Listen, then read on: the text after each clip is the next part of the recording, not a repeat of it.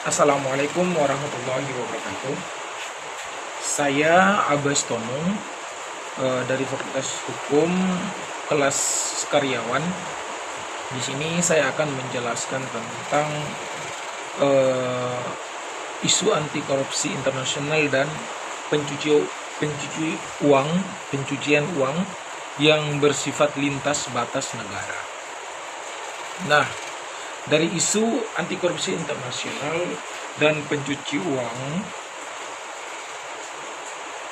lintas batas negara menjadi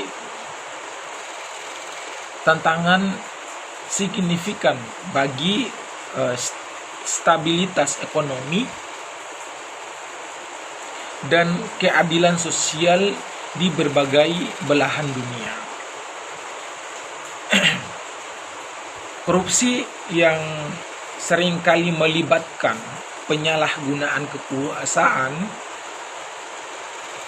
untuk keuntungan pribadi menciptakan sistem yang tidak adil dan merugikan perekonomian global. Proses pencucian uang yang mengubah dana ilegal menjadi tampak sah seringkali berhubungan erat dengan praktik korupsi.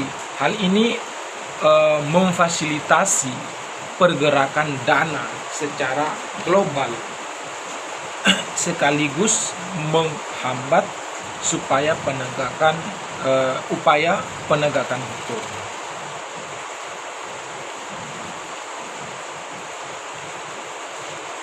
Kebutuhan akan kerjasama internasional semakin mendesak, terutama dengan kemajuan teknologi yang memfasilitasi transaksi lintas negara. Berbagai organisasi internasional seperti Financial Action Task Force (FATF) dan United Nations Office on Youth and UNAS itu berusaha mengembangkan kerangka kerja yang efektif untuk prioritas politik antar negara, kerap kali menghambat upaya korban ini.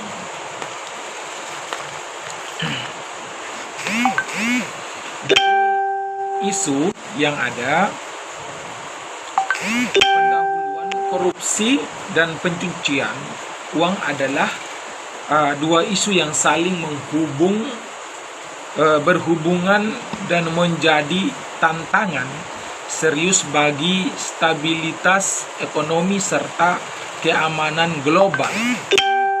Korupsi yang seringkali perekonomian sesuatu negara, tetapi juga menghambat pertumbuhan investasi dan digunakan dan menurunkan kepercayaan publik. Sementara itu, pencucian uang adalah proses yang digunakan untuk menyembunyikan asal-usul yang diperoleh secara ilegal, termasuk hasil dari praktik korupsi. Pencucian uang dapat dilakukan dengan dua cara, yaitu secara ilegal dan legal. Dalam beberapa tahun terakhir, perkembangan teknologi, terutama dalam sektor keuangan digital dan aset kripto, telah menciptakan tantangan baru dalam penegakan hukum anti korupsi. Dan pencucian uang aset kripto menawarkan tingkat anonimitas dan kecepatan menyembunyikan hasil korupsi dan mengalihkan aset ke luar negeri. Kemudian, isu ini semakin rumit di tingkat internasional, di mana pencucian uang seringkali melibatkan jaringan lintas batas yang memanfaatkan perbedaan regulasi hukum antar negara. Oleh karena itu, penegakan hukum yang efektif dalam meng- meng- menangani tindak pidana pencucian uang memerlukan kerjasama internasional yang solid, serta harmonisasi regulasi.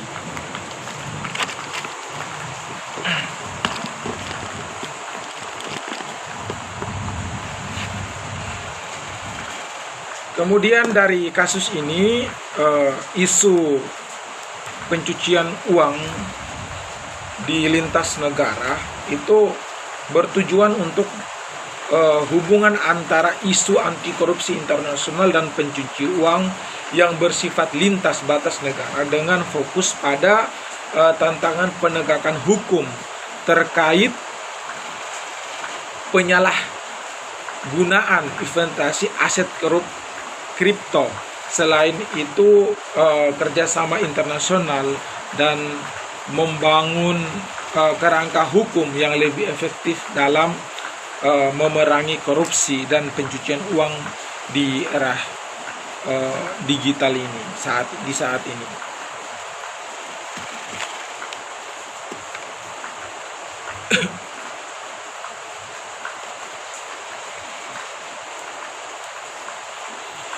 Kemudian dalam pembahasan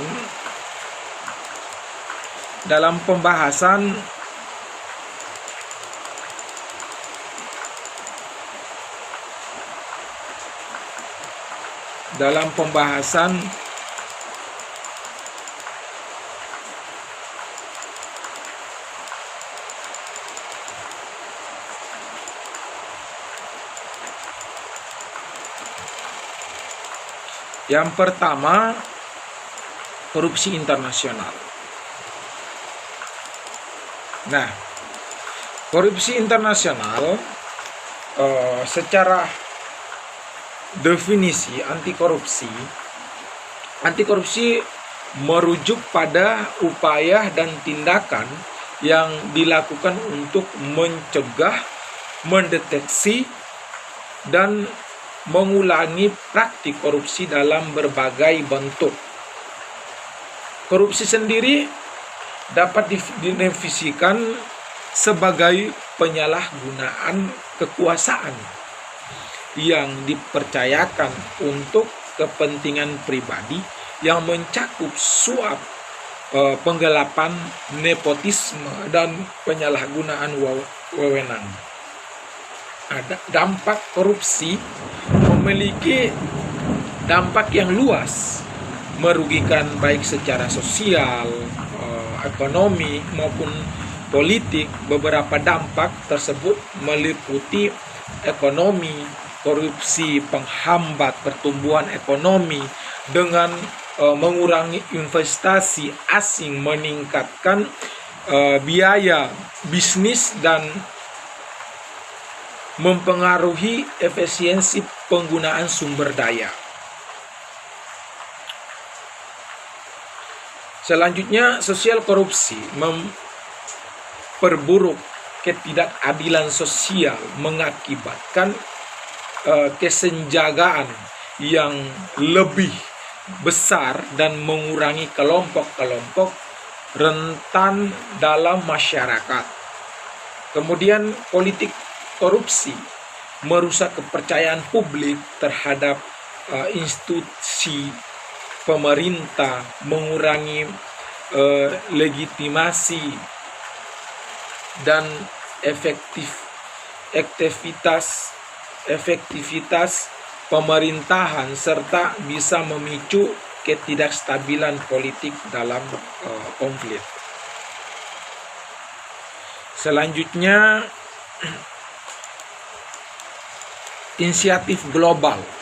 Berbagai inisiatif global telah dikembangkan untuk memerangi korupsi dan mendukung upaya anti korupsi di seluruh dunia. Beberapa inisiatif penting dalam konversi PBB menentang korupsi UNCAS ditetapkan pada 2003 adalah perjanjian internasional yang bertujuan untuk meningkatkan kerjasama global dalam memerangi korupsi ini mencakup langkah-langkah pencegahan penegakan hukum dan pemulihan aset yang diperoleh secara ilegal.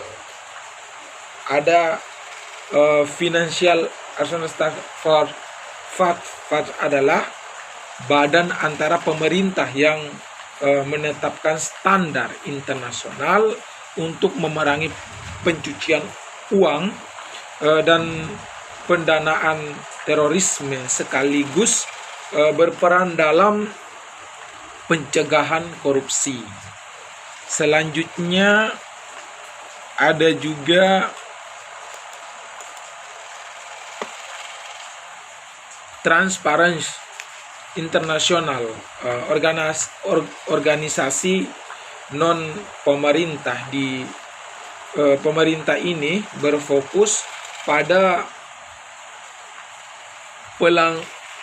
penggalangan kesadaran dan advokasi untuk transparansi dan akuntabilitas. Mereka menerbitkan indeks persepsi korupsi CPI yang memberikan gambaran tentang tingkat korupsi di berbagai negara. Kemudian ada juga inisiatif global untuk transparansi GIF. Inisiatif ini bertujuan untuk meningkatkan transparansi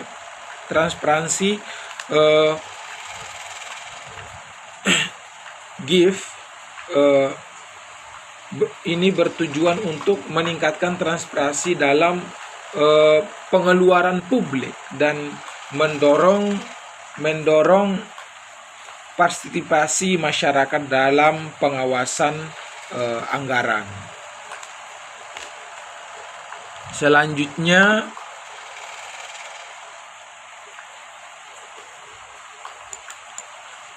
ada pengertian pencuci uang.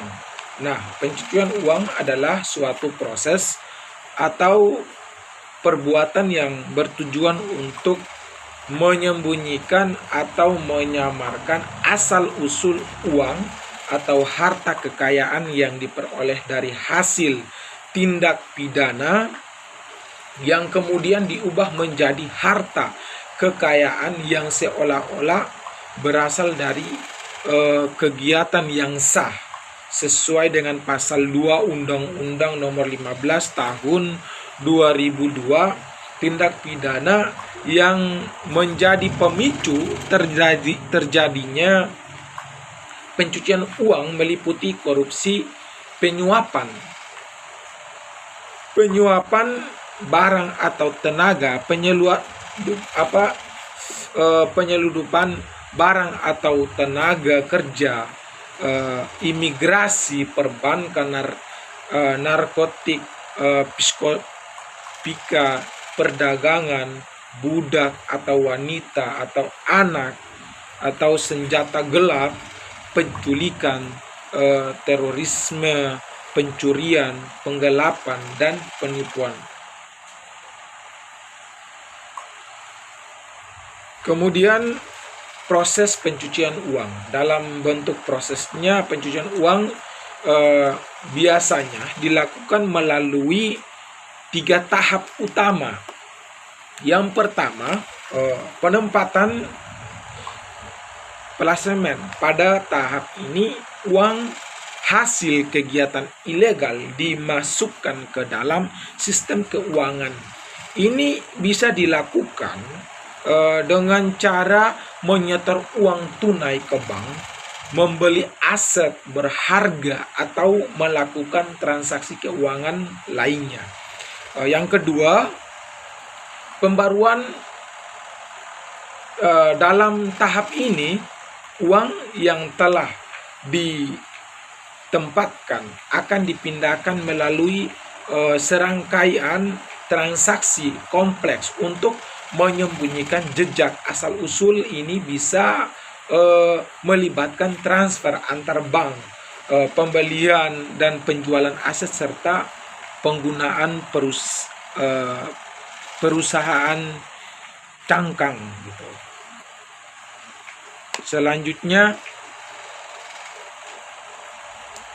dalam pembahasan ini ada yang ketiga, itu ada integrasi. Pada tahap akhir, uang yang telah dibaurkan kini tampak sah dan dapat digunakan tanpa risiko reduksi. Ini biasanya dilakukan dengan menginvestasikan uang tersebut dalam bisnis yang legal atau mengambilnya kembali sebagai keuntungan dan investasi yang tampak sah. Selanjutnya yang kelima, dampak pencucian uang. Pencucian uang dapat memiliki dampak yang merugikan, termasuk merusak stabilitas ekonomi. Pencucian uang yang dapat mengganggu pasar keuangan dan menciptakan ketidakpastian ekonomi. Kemudian mendorong korupsi dengan menyembunyikan uang. Hasil kejahatan pencucian uang dapat memperkuat praktik korupsi dalam pemerintahan dan bisnis. Selanjutnya ada pengancam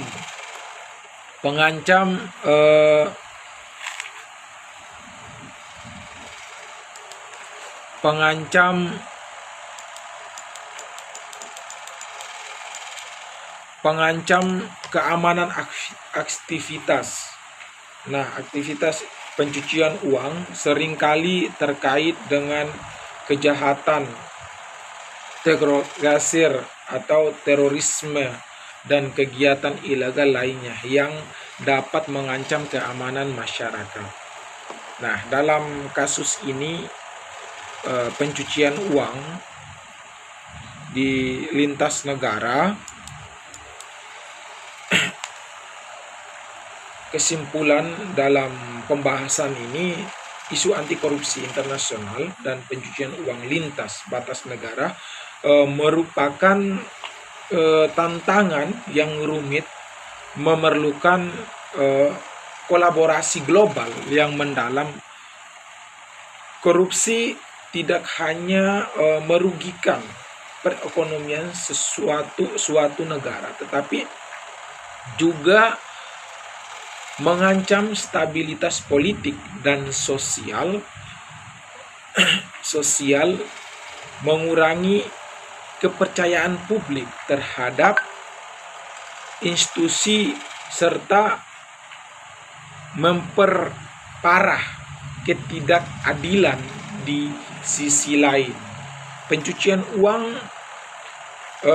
menyuntikkan dana ilegal ke dalam sistem keuangan yang sah, yang memperburuk dampak negatif dari korupsi. Untuk mengatasi tantangan ini,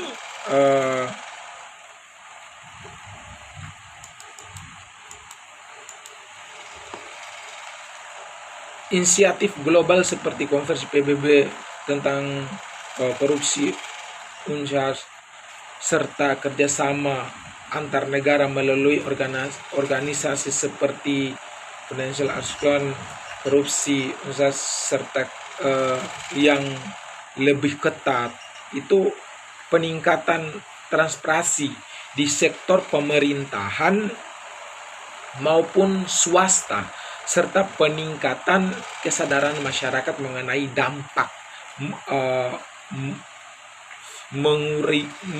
merugikan dari korupsi dan praktik pencucian uang. Secara keseluruhan, keberhasilan dalam melawan korupsi dan pencucian uang memerlukan komitmen bersama dari seluruh pemangku kepentingan, termasuk pemerintah, sektor swasta dan masyarakat sipil, untuk menciptakan lingkungan yang lebih bersih dan transparan di tingkat global. Terima kasih presentasi yang dapat saya sampaikan dari hukum internasional, anti korupsi internasional. Saya pribadi mohon maaf apabila ada kekurangan atau kesalahan dalam pembahasan ini. Saya pribadi mohon maaf dan semoga kita bisa memahami dalam perkembangan di dunia ini. Saya undur diri. Wassalamualaikum warahmatullahi wabarakatuh.